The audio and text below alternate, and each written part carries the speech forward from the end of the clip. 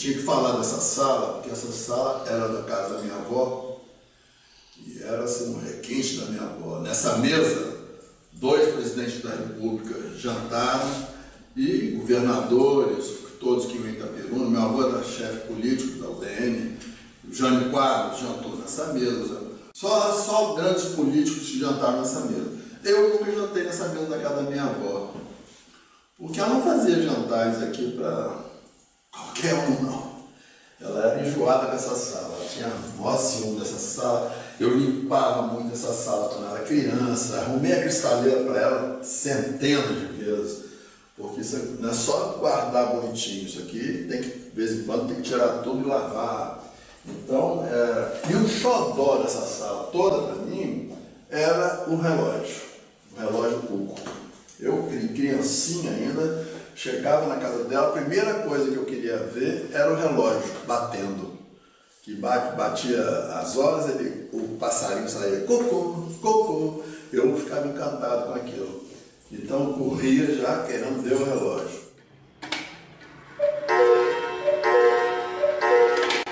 E nessa sala tem muitas histórias, os biscoitos da minha avó. Ela fazia os biscoitos maravilhosos e escondia nos armários dentro dessa sala. E eu sempre descobri onde estava. Quando ela ia procurar o biscoito, já era. Já tinha comido o biscoito todo. Ali é minha avó e meu avô. Então, estavam mortos.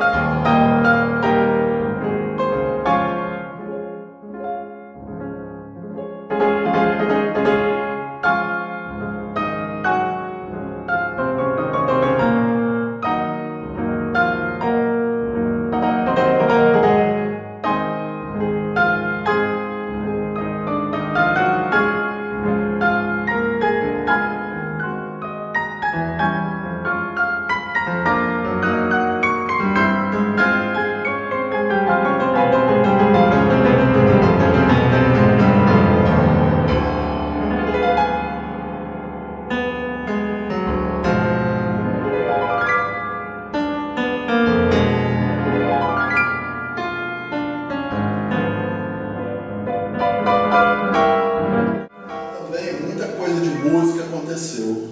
Por exemplo, eu com 7 ou 8 anos, por aí, eu já conhecia a Noite do Meu Bem. Minha avó adorava essa música. E então muitos músicos de Itaperuna iam na casa da minha avó tocar e sempre se reuniam nessa mesa antes de ir para a sala do piano. Ali eu ouvi muita coisa nova, de bossa nova, e que estava surgindo a bossa nova no final da década de 50. E eu já conhecia a Noite do Meu Bem e já, desde já, eu tenho até a partitura que meu avô comprou no Rio para mim, dedicação dele, entendeu? Ali eu já estava começando a gostar de música, né? Irmãos, todos meus primeiros amigos, meus primeiros e eternos companheiros. Meu irmão Eduardo, que eu amava profundamente, a gente brigava muito, ele disputava muito comigo, mas nós somos 2 primeiros amigos. Depois veio o Balírio. O Balírio muito assim, sempre foi inibido. O Balírio, quando chegava alguém na casa da gente, ela sumia. Cadê o Balírio? Estava escondido atrás de uma porta. Mas era uma criança linda, meiga e muito amada. Eu chamava de Balírio, Eduardo, Balírio. E ela chamava Eduardo de Bual. E me chamava de Adinho, que eu me chamava de Raulzinho, então ela me chamava de Adinho. Depois veio o Guti. O Guti veio assim, antes do Guti teve um acidente com a mãe, que ela perdeu um filho na frente do bar do papai. Nós estávamos assistindo uma festa, eu sei que a rua estava lotada de gente, devia ser festa de agosto. A mãe começou a perder sangue, estourou uma veia da perna. ficava sangueiro. Depois o vovô veio de Itapiruna para cá com a vovó. Eu sei, mamãe perdeu a criança. Seria o meu quarto irmão. Isso foi em 55. A partir daí, o vovô que já tinha dado um bar para o papai, não pode continuar com o bar não. Nomearam ele fiscal de rendas. Foi a vitória do papai, né? Como fiscal de renda, ele era muito honesto e muito amigo dos comerciantes todos, porque ele era comerciante antes, então ele sabia como era essa vida de comerciante e ajudava todos. Antes que fosse multar alguma coisa, primeiro ele ajudava a orientar. Eu sei disso, que isso é real. Papai só não é bem falado pelos devedores, que morreu, deixou uma pilha de promissórios e coisas que ele assinou e os caras não pagaram.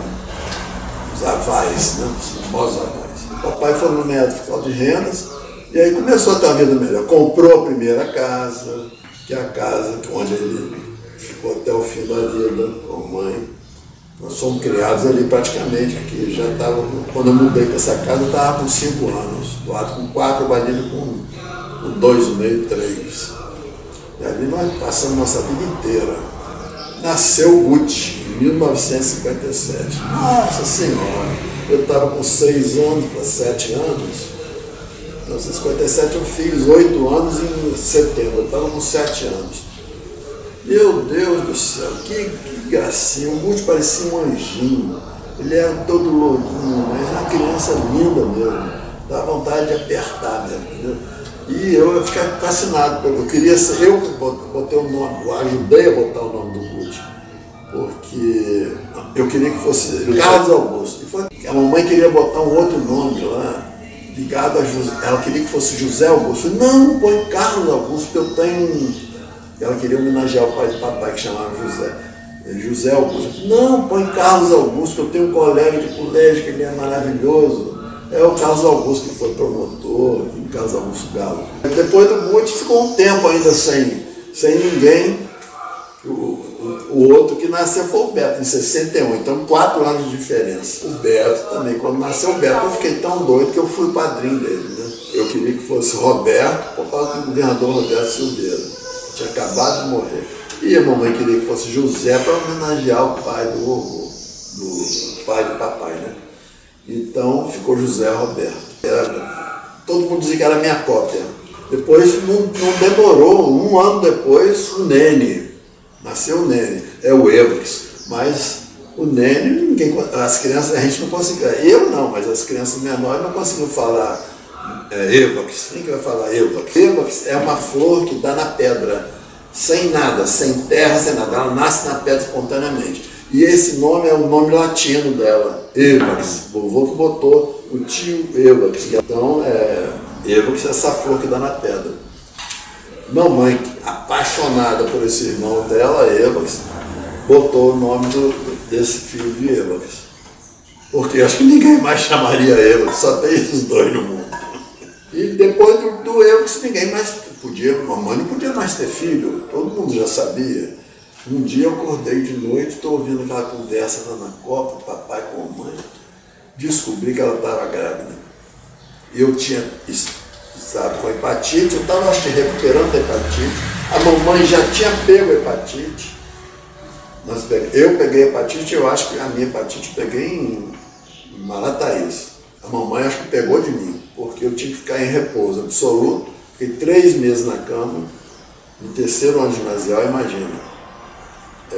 Como eu perdi a aula. Aí uma noite eu acordei com ela conversando com o papai, ela estava grávida. Meu Deus do céu, não pode, e agora como é que vai ser? Ela chorando, que o negócio está na copa. Eu falei, meu Deus do céu. Fomos para Itapiruna em julho, de férias, já estava todo mundo de férias, para resolver o problema da mamãe. Tinha um desse meu tio, que estava mais na ativa. O vovô já estava meio cansado, o vovô já estava com 70 anos. E tomou a frente, ia operar para tirar a criança, para tirar o que fosse. Porque não sabia nem o que era, a mamãe não tinha nem conta de quantos meses estava. Aí mamãe, nós estávamos lá, nós fomos dormir no quarto, eu dormindo, meus outros irmãos todos no quarto. O Nene dormindo com a vovó, se não me engano, e o Beto com a Didi. E nós dormimos naquele quarto, na copa da casa da vovó.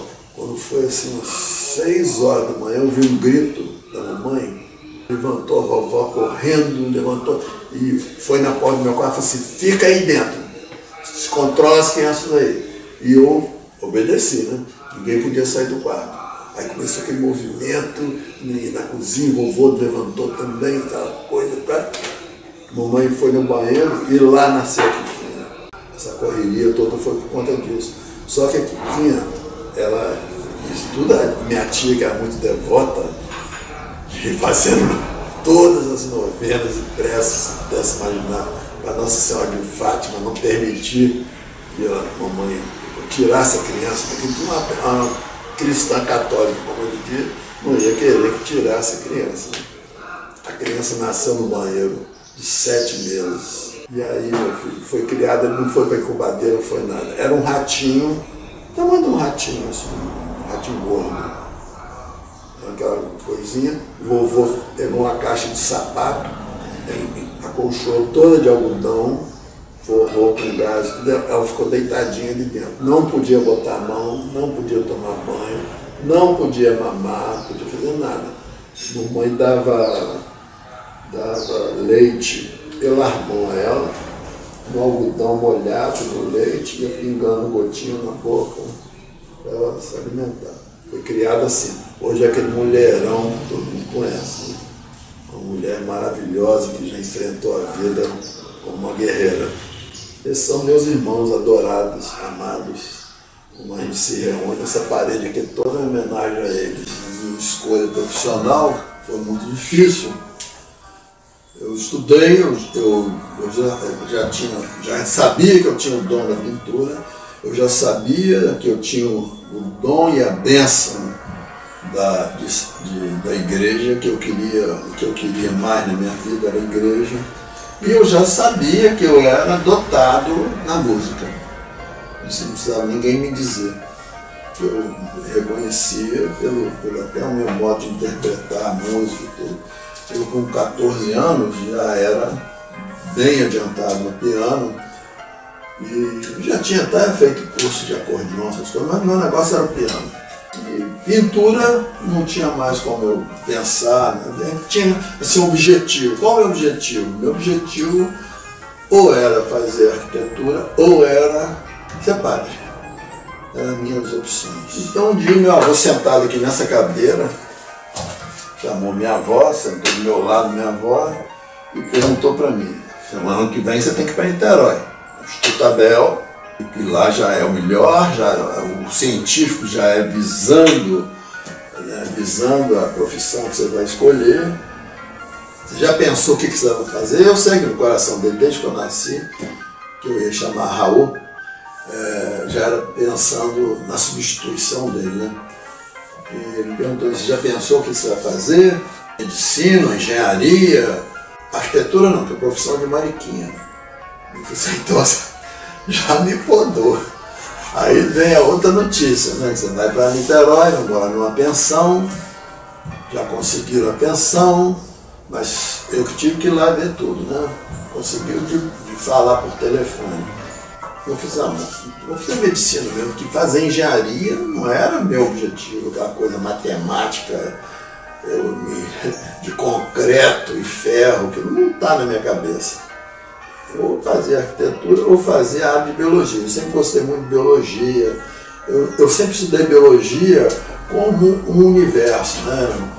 Tudo meu era assim. Eu fui o melhor aluno de neurologia, um dos melhores alunos de neuroanatomia, mas você tinha que ver os quadros, os gráficos que eu fazia para seguir um nervo craniano. E então meu avô falou assim, vou fazer medicina mesmo, porque eu acho que combina mais comigo que engenharia, né? As opções eram essas. O científico era de ou medicina, ou área da medicina, biologia, matemática visando engenharia e clássico. Clássico nunca teve nada a ver comigo. Eu até gostava muito de poesia e tudo, mas não era a minha área.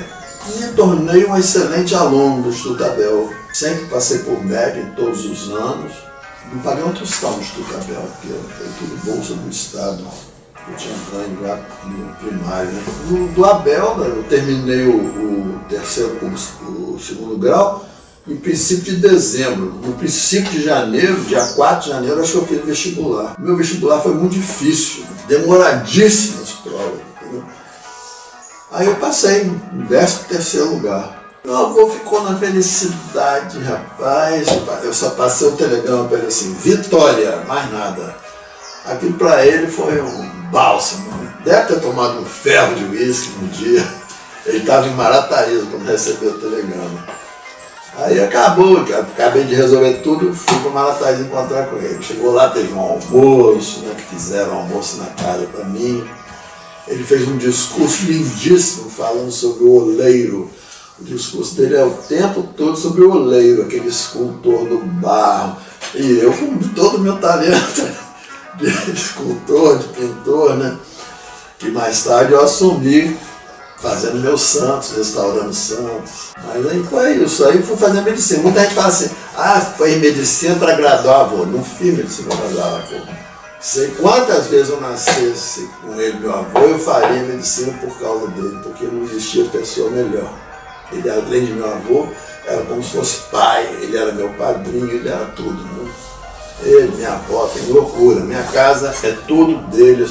Tudo que eles tinham eu tenho aqui, os retratinhos, as lembranças de viagem que eles fizeram, tudo eu tenho. Os móveis, tudo que eu posso ter eu tenho. O que eu não tenho, eu já comprei em antiquário, que é igual a compoteira de cristal da minha avó. Comprei igual, entendeu?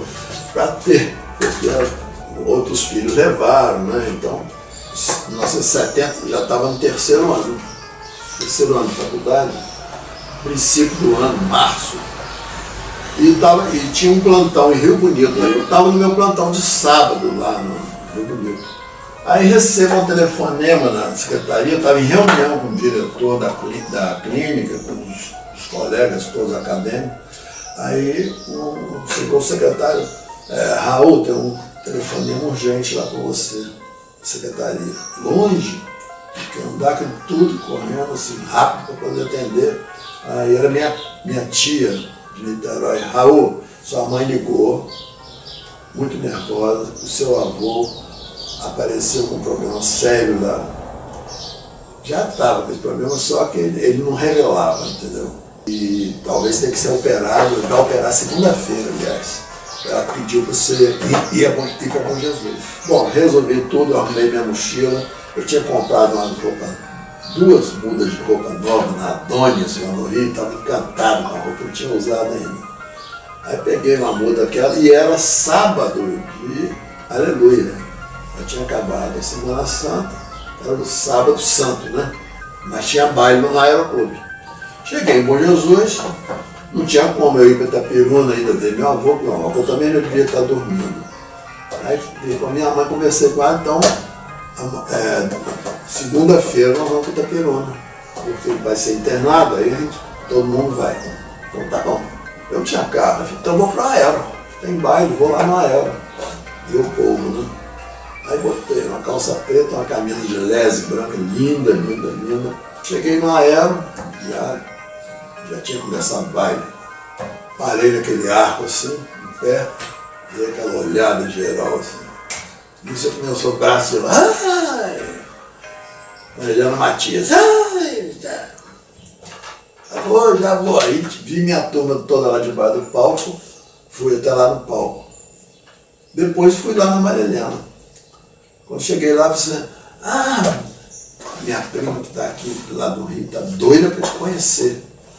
Disse, aquela, mas já conheço ela há muitos anos. E o Zé Garcia, Dona Holanda, não tinha essa intimidade, mas já conhecia de vista. Aí, você, Eliana, vem cá aí. A Eliana veio, se apresentou, tudo bom. Já achou que eu ia ficar ali, não, então, eu vou lá no bar agora, depois eu volto aqui para a gente dançar. E saí. Saí, peguei minha vodka lá do ensaio, eu acho que eu tomava vodka. Não era vodka, era uísque. E aí voltei. Quando voltei, ela estava dançando com o Renato, aquele Renato, filho da dona Norma, do seu Orlando. Estava dançando com ele. Aí passei por trás dele, assim, olhando para ela. Aí ela largou o carro na mesma hora. E veio dançar comigo, e vamos dançar, entendeu? A partir dali, foi direto, até o fim do baile. No dia seguinte, eu fui para a praça, e encontrei com ela lá na praça, depois fui levá-la em casa, na casa do Elcio Matias, que ela estava lá. Cheguei lá, quem estava sentado na varanda, minha sogra. Quando me viu, rapaz, sabe aquele amor instantâneo? Eu, um cara barbudo, é isso aqui. Já era barbudo, cabeludo. Ele era amor instantâneo. Você lembra a roupa dela toda que ela estava vestida? Eu não lembro como é que eu estava vestido, nem Eliana, mas dela eu lembro. A minha sogra foi muito importante na minha vida.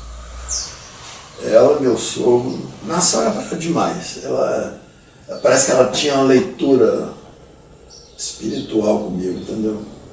Parece que a gente pensava junto. E aí, a partir daí uns tempos eu fui ao Rio por insistência do Russo. Você tem que ir lá na Tijuca, Russo. E para ir lá eu tinha que telefonar, eu tinha que ir num posto telefônico, esperar a fila para poder ir naquela cabine e ligar para o Rio. E vamos que ela não esteja em casa. Eu ia pegar barca, ônibus, depois chegar lá não tem ninguém. Não corri esse risco não. Mas várias vezes já aconteceu isso comigo na minha vida. Bom, resumo, começamos a namorar e minha sogra, que achou o caminho para eu seguir minha carreira, acabou morrendo nos meus braços. Na noite de dia 31 de dezembro, em pleno Réveillon de Copacabana. Eu me afastei da igreja em 65. Tinha havido aquela reforma do Concílio Vaticano II e eu não me adaptava aquilo de jeito nenhum. Na época eu estava frequentando missa em Niterói, na Ponciúncula de Santana. E eu ia para a igreja com aquele missal novo, aquilo tudo em português, e eu começava, parecia que eu não estava na missa. Eu sentia assim uma falta. Aí eu mesmo respondia as coisas que o padre falava, eu falava tudo em latim. Ele falava em português, eu falava em latim. Para ver se eu conseguia me adaptar, entender aquilo. Não consegui, demorei, aí por conta disso eu já fui para a faculdade, e na faculdade aí que eu abandonei a igreja, eu só não abandonei Jesus, Nossa Senhora, que eu sempre fui muito apegado com eles, na minha casa sempre teve imagem deles, onde eu durmo tem crucifixo, tem tudo, está sempre comigo. As fotografias, as imagens, o que for, eu estou sempre com eles.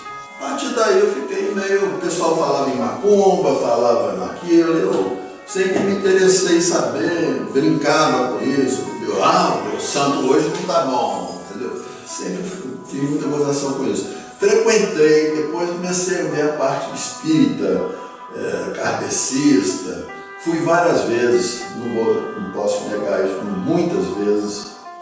Quando o Eduardo, meu irmão, teve preso em 72, eu não fui a nenhum padre pedir por ele. Lógico que eu pedia diretamente lá com meu pai da terra, mas foi num centro de Umbanda no Rio.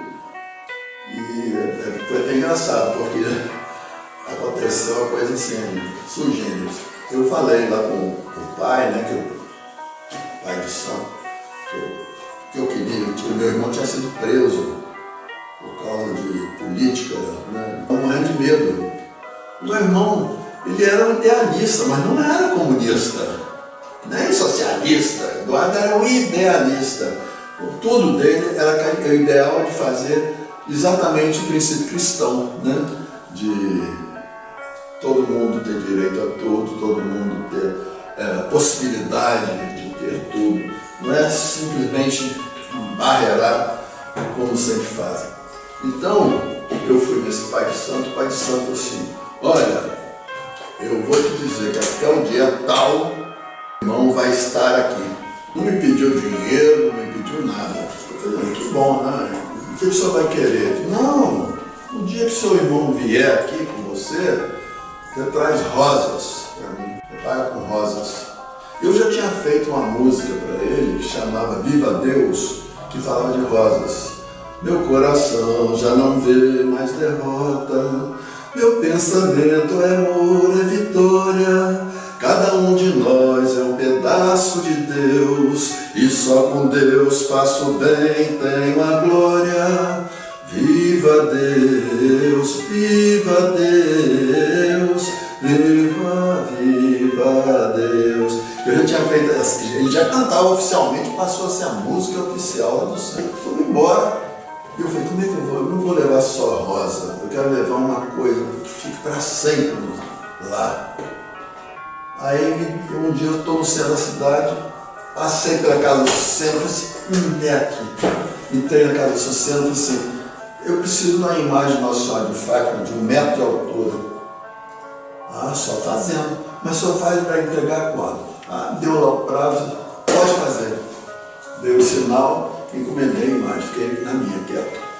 E a imagem ficou pronta, eu levei para casa da minha sogra. Que é isso, Robson?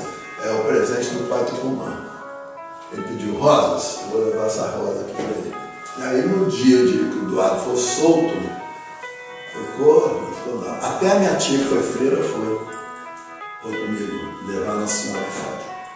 Aí eu entronizei Nossa Senhora de Fátima na Umbanda. Não existia Nossa Senhora de Fátima na Umbanda. Tem Nossa Senhora de Conceição, entendeu?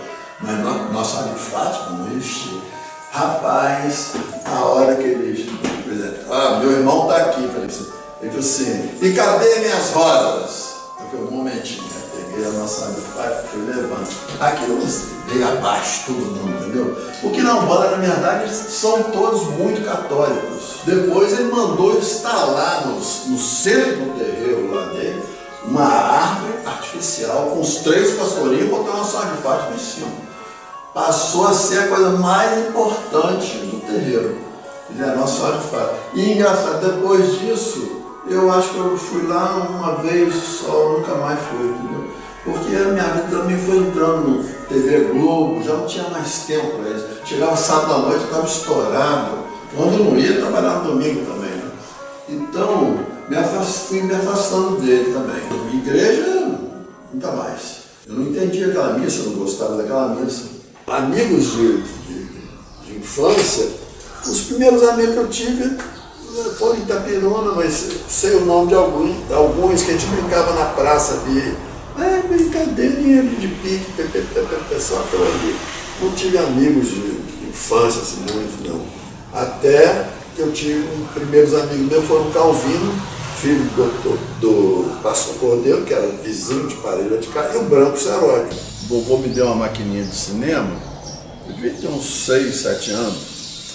E os cineminhas eram todos desenhados, os filmes eram desenhados em papel manteiga, com um carretelzinho. E aquilo a gente ia passando o carretel, o desenho tinha em cima e embaixo. Aí aquilo, o Chapeuzinho Vermelho, o lobo fazia assim, o Chapeuzinho Vermelho andava para lá, andava para cá, dependendo da sua mobilidade ali no carretel, para frente ou para trás. E eu saquei logo como é que era aquilo. Eu, com uns 9 anos, já comecei a desenhar filmes. E aí ia para casa do Branco, de um quarto lá na garagem, a gente ficava passando aquele filme. Até que a gente começou, eu já estava com uns 10 anos, a gente precisa fazer um filme mais proibido até 18 anos, porque esses filmes são muito infantis, né? Aí vamos fazer um filme com beijo na boca. Aí eu desenhava o filme, o rapaz, a moça, e aí só quem podia assistir eram os maiores de 18 anos. Aí Vivinho e Doutor Abelha eram noivos, vão assistir, tem que pagar para assistir, né? Mas a Livinha quase caía de rir, entendeu? De tanto que ela ria do beijo na boca. E impróprio até 18 anos. Isso é a minha maquininha de cinema no Barrão. O Marco não era muito amigo dele, o Marco era mais velho um pouquinho, ele já era amigo do Edson, doutor Valdir, então a gente já procurava mais ou menos da mesma idade, né? Depois eu fiquei mais amigo do Marco, depois que a gente foi estudar em Niterói. Aí o Marco foi morar no mesmo quarto que eu, então grandes amigos. Então na infância foi isso, meus amigos de colégio, o Ronaldo Brochado, Branco, Licínio Nunes de Moraes Júnior, Licininho, entendeu? Que era filho do Licínio Nunes de Moraes, Calvino, Manteiga, que era nosso colega ali também de brincar, Manteiga, que era da metalúrgica, não tinha pedido de Manteiga porque ele chorava muito. Do Edson, Dr. Valdir. Eu com 11, 12 anos comecei a ter minhas amigas por causa da música. Aí veio Ione Merson, e fui me tornando amigo da Sônia Salles Ribeiro, por conta da Sônia, a Neuza, a Vânia, o Chico, o que foram morar ali no prédio dos bancários, que construíram o prédio dos bancários, aí passando a ter mais vizinhos. Depois os amigos do Aeroclube, né, que eu dançava, muitos amigos queridos. Até hoje, só hoje, até ontem foi aniversário do Zé Augusto, filho do Juquinha, Zé Augusto Batera, que é conhecido, né? Mas ele não era baterista não, ele era pistonista. Foi um dos maiores dançarinos do Aeroclube, dançava e parecia que flutuava. Quando foi em 65, 66, eu mudei para Niterói, tive meus amigos de Niterói, né? Oscar Lima Pantoja, do Instituto Abel, mas era muito meu amigo. Eu ia para casa dele, estudava, dormia lá, jantava lá, almoçava lá. Né? Mas aí Marcos Herói de Roosevelt. Conheci de vista, já conhecia o Roosevelt, mas não tinha a menor intimidade. Nem o Maneco, que era meu primo, mas eu não tinha. Um dia eu fui para Marataízes, em Marataízes, eles chegaram lá. Um Marco de cabeça raspada, de boina, passou na veterinária, o Rudo, o Maneco, eles andavam muito juntos. Né? Aí passei, conheci, me enturmei com eles, ficamos amigos pro resto da vida. O Rudo, o Marco, se tornaram os maiores amigos meus. E por conta do Rudo, o Jacinto também, ele me trouxe, que era afilhado dele. E assim, os amigos do Marco, da faculdade, eu me tornei amigo de vários lá. E depois foi a fase de namoro, tinha muitas namoradas. Né? Quando eu estava namorando a Eliana no Rio, eu tinha uma namorada chamada Eliane, em Niterói, entendeu? E não podia trocar o nome. E teve também a Naira, que eu namoro, eu era apaixonado pela Naira. A família sempre teve uma ligação com os negros. Aí o irmão da mamãe, tio Hermes, lá de Itaperuna, ficou noivo da Jane Megre.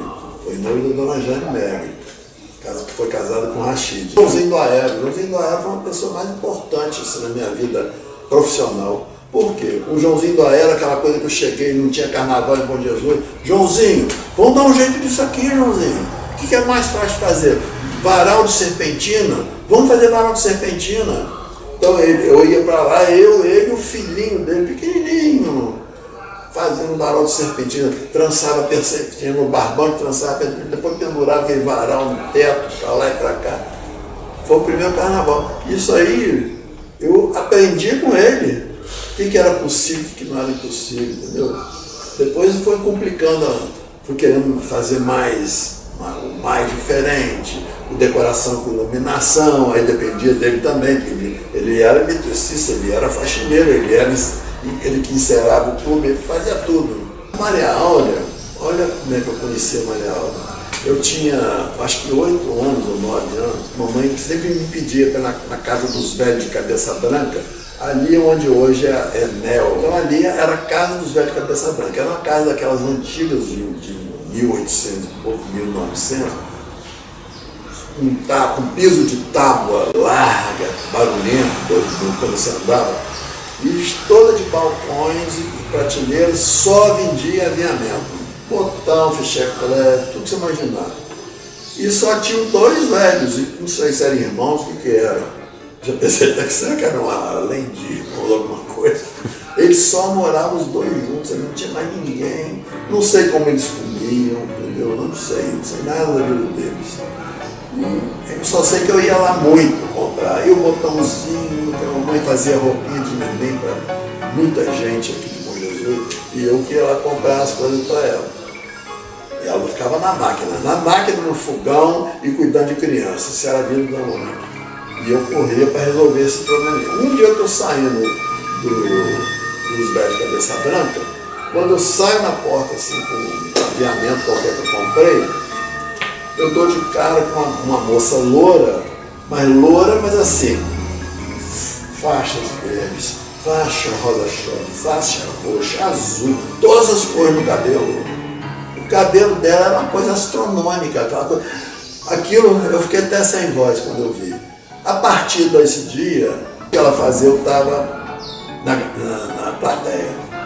Depois ela foi sereia no carro alegórico, ela veio de sereia, a mãe costurou o rabo do peixe da sereia, costurou no corpo dela aqui, ela não podia se mexer, nem pensar em se mexer. E aquilo é tudo preso no carro alegórico, e ela só tinha os braços e a cara para a sereia saudar o povo, né? Ela desfilou assim, foi muito legal.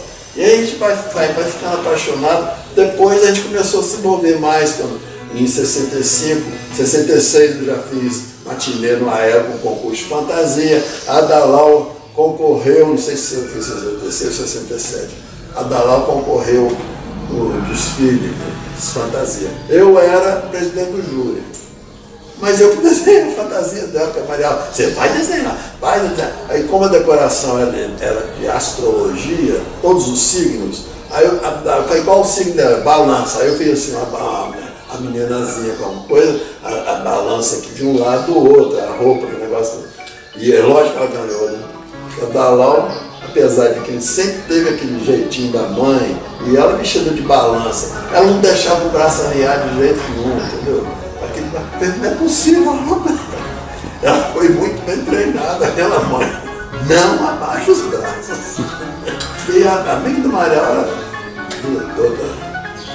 Eu acho que nós somos amigos até de olhar, já sabe. Quando eu fui secretário de governo, lógico que deve ter sido indicação dela, ela era vereadora, e estava colada com o Moreira, aí deve ter sido indicação dela. Eu sou secretário. O Moreira precisava que no último ano de governo dele, ele não tinha feito muita coisa de festa, nada disso. Então já estava famoso. Ele precisava dar um chave de ouro, entendeu? E me chamou.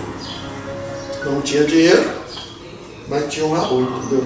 Se vira nos 30, né? Foi bom, para mim foi o melhor prefeito do mundo.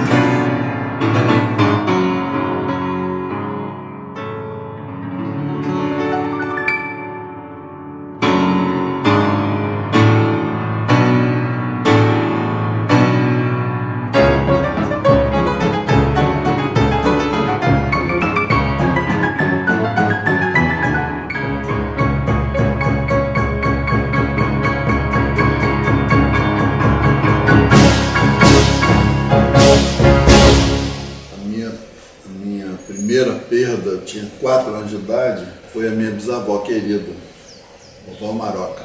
E ela morreu, aquilo para mim era um acontecimento, todo mundo chorando na casa, minha mãe, minha avó, mas eu não entendia assim, não sentia aquele choro. Eu estava vendo ela deitada lá na sala e fiquei aquilo a noite toda, muita gente entrando, chegando, saindo. No dia seguinte, aí aquilo era um evento na casa, mas eu não estava assim, não tinha amadurecimento para entender o que era aquilo. Eu ficava brincando com os meus santinhos, as procissõezinhas debaixo da mesa e gente passando de um lado para o outro, até que chegou na hora do enterro. E chegou minhas tias de Niterói, chegaram minhas tias de Niterói, e foi aquela coisa toda. Parecia uma confraternização triste, mas não entendia, eu não absorvi. Só absorvi na hora que fechou o caixão, eu assisti de longe, e aí eu quis pegar minha avó. Aí eu não queria que fechasse ela ali dentro. Era um caixão roxo, naquela época, né, de pano, era tudo de pano. E fecharam e foram saindo com ele. Aí me deu um desespero, assim, mas eu chorei a tal ponto que a Didi, a mamãe, outras pessoas não puderam ir no enterro. Ficaram tentando me consolar. Me puseram em cima do móvel da cozinha, me dando água com açúcar, aquela coisa. Eu queria minha bisavó de qualquer maneira. Isso aconteceu no dia 24 de março de 1954. Eu fiquei assim, muitos anos, eu ainda chamando por ela, pensando nela. E quando foi 24 de agosto do mesmo ano, morreu Getúlio Vargas. Aí eu já avaliei o que era a morte, entendeu? Aí eu já entendi o que era a morte. E acompanhei aquilo tudo. Meu avô era chefe político de Itaperuna e tinha sido nomeado pelo Getúlio Vargas como interventor de Itaperuna, apesar de ser de partido completamente oposto. Meu avô era presidente da UDN de Itaperuna, o oposto do Getúlio Vargas. Na casa do meu avô a gente só não existia televisão, era só rádio. O rádio do meu avô por um lado, o rádio da minha avó no outro quarto por outro lado, e aquelas notícias todas, e chegando no jornal. Tinha edições de jornal de manhã e de tarde. Eu acompanhava tudo pelos jornais, depois as revistas, 5, 6 dias depois começavam a chegar as revistas, o Cruzeiro, a Manchete, e meu avô assinava aquilo tudo. Eu acompanhei tudo assim, pelas revistas, e o que eu já tinha ouvido de comentários, os políticos de Itaperuna visitar meu avô, isso tudo se amarrou na minha cabeça o que era a morte, que eu não sabia o que era a morte.